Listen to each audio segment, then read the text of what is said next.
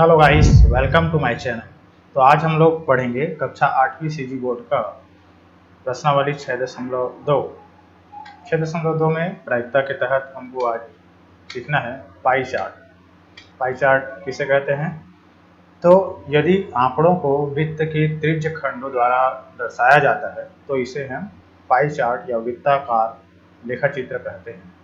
त्रिज्य खंड कहने का मतलब है एक वृत्त को त्रिज्याओं के द्वारा खंडित किया गया आकृति जो है त्रिज्य खंड होता है। उन त्रिज्य खंडों में हम आंकड़ों को जब दर्शाते हैं तो वो पाई चार्ट कहलाता है। तो इस टाइप से जैसे कि हमको नीचे भी किसी राज्य के 5 जिलों में निवासरत जनसंख्या को जैसे हम लोग यहाँ पे दर्शाए गए हैं। मान लो कोई जिला है ए, है ना, तो उसमें मान लो उस राज्य की जनसंख्या कुल जनसंख्या को 360 डिग्री के तहत माने तो 145 जो डिग्री है के आसपास में ए जिला जो है निवासरत है। उसी प्रकार ई जिला 25%, उसी प्रकार डी जो जिला है वो 95 डिग्री, सी जो जिला है उसी प्रकार यहाँ पे दर्शाया गया है। इसके बाद आगे देखते हैं, जैसे सी 65 डिग्री और बी जो है 35 डिग्री में क्या है ना, इसको प्रतिशत में भी निकाल सकते हैं। तो यहाँ पे जैसे दिख रहा है कि सबसे ज़्यादा जो जिला है ए, है ना, चित्र के माध्यम से ही स्पष्ट रूप से हमको दिख रहे हैं कि यहाँ पे ए जो है सबसे बड़ा है, उसके बाद डी है ना भाई, उसके बाद सी है, उसके बाद बी है, उसके बाद ई है सबसे छोटा। इस प्रकार हम चित्र देखकर अनुमान लगा सकते हैं। इसके बाद आते हैं प्रश्नावली पे। तो प्रश्नावली में हमको बोला गया है, जैसे पहला सवाल हमको बोला गया है कि गीता द्वारा गणित की 6 माहों की मासिक जांच परीक्षा में प्राप्तांक निम्नानुसार है।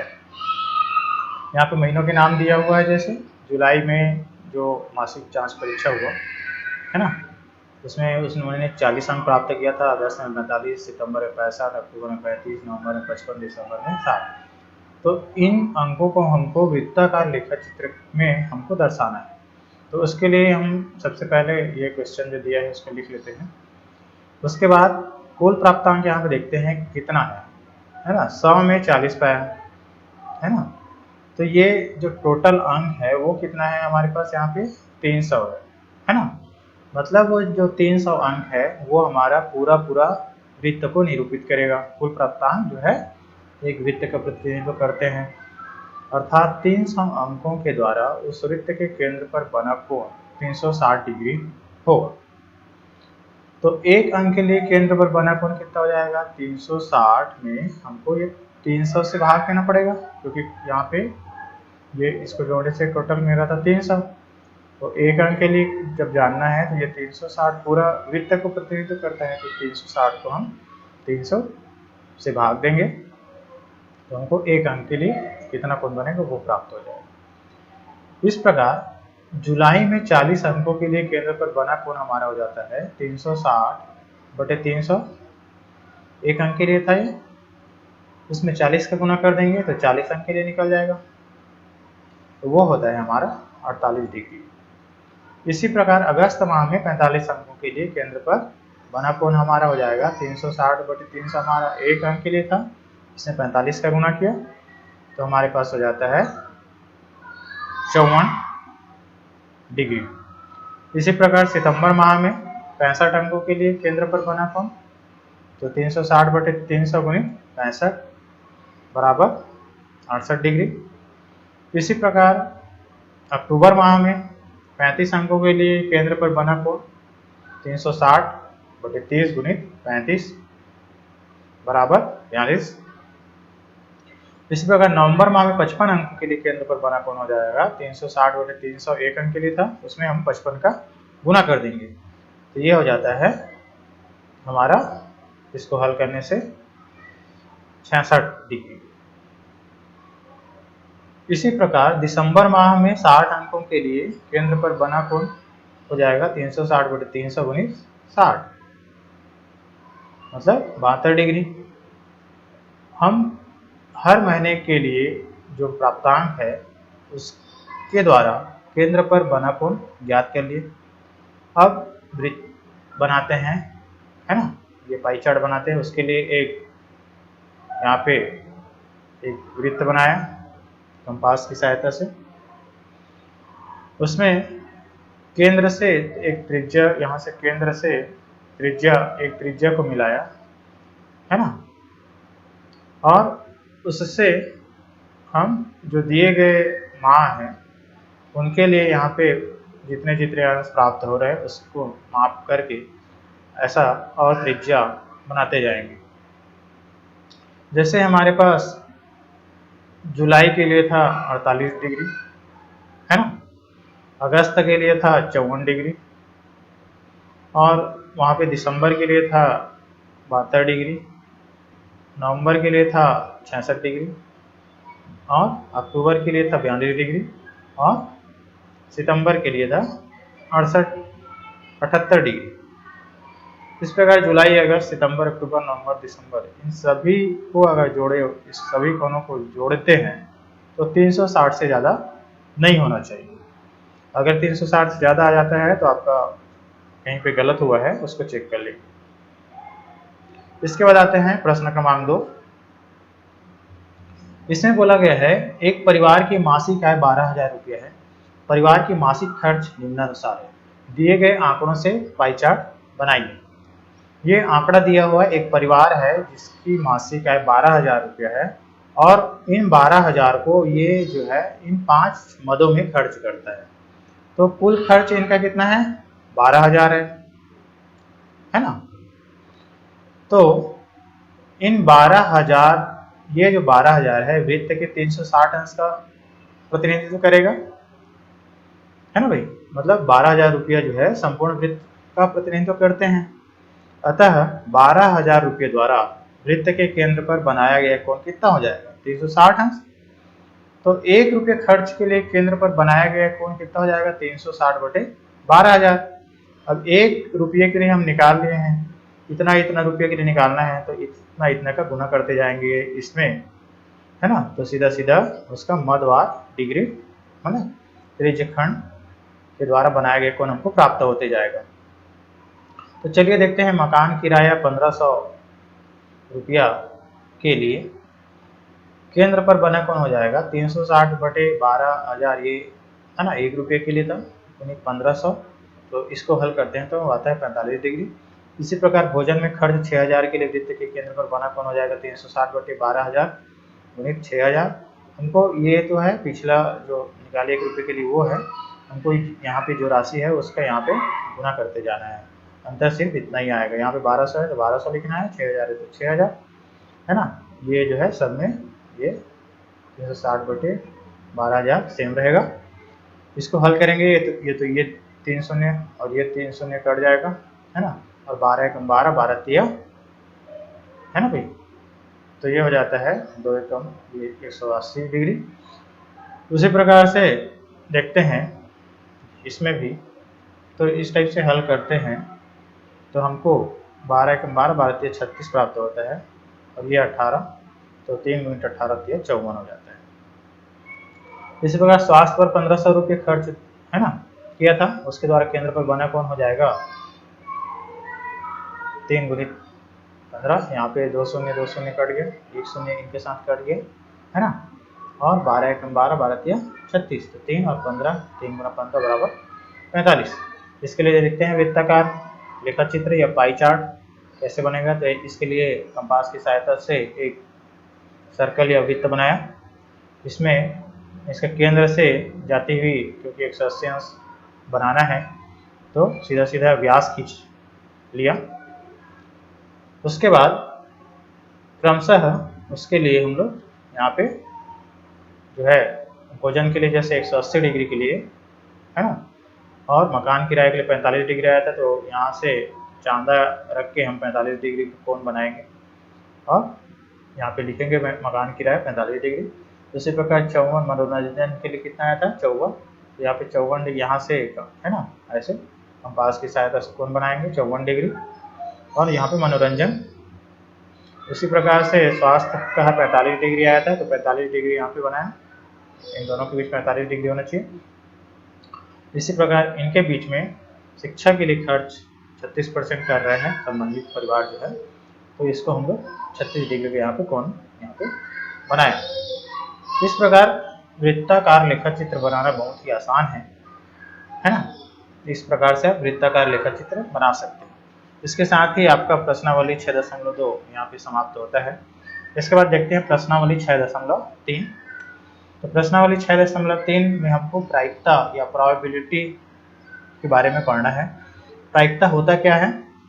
प्रायिकता किसी घटना के घटित होने की संभावना को प्रायिकता, प्रोबेबिलिटी या संभाव्यता कहते हैं। जैसे हम किसी सिक्के के उछालते हैं तो हमारे पास दो घटना घटित हो सकता है, मतलब दो घटना घटित होने की संभावना है। वो क्या हो सकता है? या तो वो सिक्का चीट आए, हेड, या पट आए। पट को अंग्रेजी में बोलते हैं टेल। इसको हम total number of sample space भी बोलते हैं। उसी प्रकार लूडो के पासा को जब उछालते हैं तो हमारे पास लूडो के पासा में 6 फलक होते हैं, तो ऊपर एक ही फलक रहेगा और उस एक फलक में 1 से 6 अंक वाले बिंदी हो सकते हैं। मतलब 1 से 6 जो है ना बिंदी है, उसमें से कोई भी एक ही जो है प्रदर्शित होगा। तो यहाँ पे कुल प्रतिदर्श समष्टि या कुल संभावना हमारे पास हो जाएगा 6, क्योंकि ऊपर 1 भी हो सकता है, 2 भी हो सकता है, 3 भी हो सकता है, 4 भी हो सकता है, 5 भी हो सकता है और 6 भी हो सकता है, कोई भी एक हो सकता है। इसी प्रकार ताश के गड्डी के बारे में अगर बात करते हैं तो ताश की गड्डी में हमारा कुल पत्ता रहता है 52। तो number of total sample space या प्रतिदर्श समष्टि हो जाता है या कुल संभावना हो, इसी ताश के पत्ती से एक पत्ती खींचने की कुल संभावना हो जाता है 52 तरीके से खींच सकते हैं, है ना। 52 में से एक खींचेंगे तो 1/52 हो जाएगा उसकी प्रायिकता, जैसे ताश के पत्ती से एक पत्ते खींचने की प्रायिकता। तो 52 पत्तों में हमारे पास 4 सूट होते हैं। सूट मतलब होता है एक तरह के चित्र वाले कार्ड्स। तो हमारे पास ताश की एक गड्डी में 4 सूट होते हैं। 4 सूट क्या क्या होते हैं? ईट, इस टाइप से जो शेप वाला जो कार्ड रहता है लाल कलर, वो ईट कहलाता है, इसको अंग्रेजी में बोलते हैं डायमंड। दूसरा होता है पान, पान को अंग्रेजी में बोलते हैं हार्ट। उसके बाद चिड़ी, इस टाइप से जो चित्र वाला कार्ड रहता है उसको चिड़ी या क्लब बोलते हैं। उसके बाद हुकुम, स्पैड्स, इस टाइप से चित्र रहता है उसको स्पैड्स बोलते हैं। ये जो सूट है, प्रत्येक सूट में हमारे पास 13 कार्ड्स रहते हैं। वो 13 कार्ड क्या क्या रहता है? तो 13 कार्ड में हमारे पास एक रहता है इक्का, दूसरा रहता है बादशाह, है ना, एक रहता है बेगम, एक गुलाम, और 1 से 10 तक अंक वाले कार्ड प्रत्येक सूट में रहते हैं। तो 13 13 13 13 13 चौं 52। इस प्रकार आपका 52 पत्ता एक ताश की गड्डी में होता है। प्रायिकता का मान कभी भी 1 से अधिक नहीं होता, अर्थात उचित भिन्न के रूप में ही प्राप्त होता है। यदि आप प्रायिकता का मान ज्ञात कर रहे हैं और आपका मान 1 से अधिक प्राप्त हो रहा है या उचित भिन्न के रूप में प्राप्त नहीं हो रहा है, तो आप कहीं ना कहीं गलत कर रहे हैं, उसको एक बार चेक कर लेना। इसके बाद देखते हैं प्रश्न क्रमांक 1 6.3 का। इसमें हमको बोला गया है ताश की गड्डी से ईंट का एक पत्ता खींचने की प्रायिकता क्या हो। तो भाई ताश के गड्डी है, उसमें 52 पत्ते रहते हैं, उन 52 पत्ते से ईंट का एक पत्ता खींचना है। ईंट का पत्ता कितना रहेगा? 13 ना, तो 52 में से 13 तरीके से खींच सकते हैं, ठीक है। तो ताश की गड्डी में कुल पत्तों की संख्या हमारे पास 52 है। ताश की गड्डी में ईंट के पत्तों की संख्या है 13, है ना। ईंट के पत्तों के होने की प्रायिकता 52 में से 13 होगा, अर्थात 13/52, और इसको हम लोग भाग देंगे तो 13 एकम 13 और 13 चौ 52 बराबर 1/4 हमारा आंसर हो जाता है। इसी प्रकार प्रश्न क्रमांक दूसरा देखते हैं। इसमें है एक थैले में 6 सफेद, 11 लाल और 7 नीले रंग की गेंदें हैं। उस थैले में से एक सफेद गेंद निकालने की प्रायिकता ज्ञात कीजिए। तो यहाँ थैले में कुल गेंद कितना है हमारे पास? 6 सफेद है, 11 लाल है, 7 नीली है और इस प्रकार हमारा हो जाता है टोटल 24 गेंद है एक थैले में। इसमें सफेद गेंद, उस थैले में 24 गेंद में से कितने गेंद सफेद है? 6 है ना भाई। तो थैले में से एक सफेद गेंद निकालना है। तो थैले में स्थित कुल 24 गेंद में से 6 गेंद सफेद है। तो यहाँ पे total number of sample space 24 and total number of in favour of event is equal to 6 है। तो probability of E is equal to number of event by number of sample space is equal to 6 by 24 is equal to 1 by 4। इस प्रकार सफेद गेंद निकालने की प्रायिकता हमारा हो जाता है 1/4। कुल मिला के कहने का मतलब है कुल गेंद 24 है तो नीचे में 24 लिखना है और सफेद गेंद कुल कितना है ऊपर में उसको लिखना है अगर सफेद गेंद के लिए निकालना है। उसी प्रकार अगर लाल बोलता तो लाल गेंद एक गेंद खींचने की प्रायिकता तो बोलता है तो यहाँ पे एक 6 की जगह हम 11 लिखते हैं। वैसे ही नीला गेंद है ना के लिए 7 हो जाता है।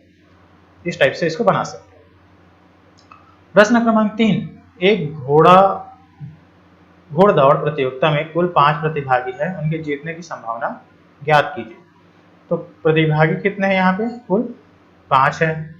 तो 5 प्रतिभागियों में से कोई भी प्रतियोगिता में एक ही प्रतिभागी जीत सकता है। तो संभावना कितना हुआ? 5 में से एक को जीतने की, है ना। तो प्रायिकता क्या हो जाएगा? 5 में से एक ही जीतेगा तो 1 कुल संभावना 5 और इसमें से एक ही जीत पाता है तो 1/5। प्रश्न क्रमांक 4, एक टोकरी में 10 सेब है, 8 अनार है और 12 अमरूद है। तो टोकरी में से एक सेब निकालने की प्रायिकता क्या होगी? तो टोकरी में कुल फल हमारे पास कितना है? 10 सेब है, 8 अनार है, 12 अमरूद है। तो कितना हो जाएगा? 30। टोकरी में कुल फल कितना है? 30।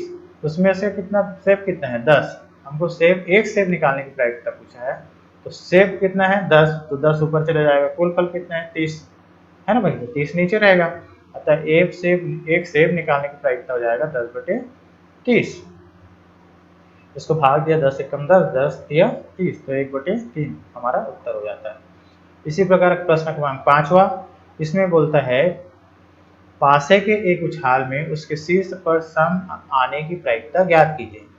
तो पासे में कुल फलक कितने होते हैं? 6, जिनमें क्रमशः 1, 2, 3, 4, 5, 6 बिंदु अंकित होते हैं तथा शीर्ष पर सम आने वाले अंक 3 हैं। वे क्या क्या है? 2, 4 या 6 हो सकते हैं। तो सम संख्या कितना है? यहाँ पे 3 ही है। तो घटना जो है सम उसमें कितने अवयव है? 3 है और कुल कितने अवयव है? इसके फलक 6 है। तो शीर्ष पर सम आने की प्रायिकता हो जाएगा घटना के पक्ष में अवयव और कुल अवयव। तो 3/6 बराबर 1/2। इस प्रकार प्रश्न क्रमांक 6 है, यदि एक सिक्का उछालें तो उसमें चित आने की संभावना ज्ञात कीजिए और पट आने की संभावना भी ज्ञात कीजिए। तो भाई एक सिक्का को उछाल लें तो 2 संभावना है, या तो वो चित आएगा या पट आएगा। तो कुल संभावना कितना है यहाँ पे? 2। तो चित आने की संभावना कितना हो जाएगा? 1 कुल संभावना में से, है ना। तो चित आने की प्रायिकता कितना हो जाएगा? घटना के घटने की संभावना बटे कुल संभावना, वही प्रायिकता बोलते हैं। तो 1/2।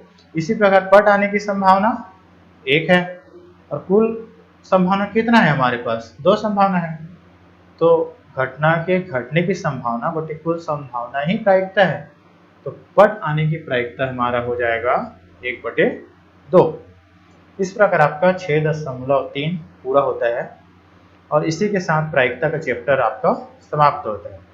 अगला चैप्टर हम निर्देशांक ज्यामिति अगले वीडियो में पढ़ेंगे। Thank you guys for watching video.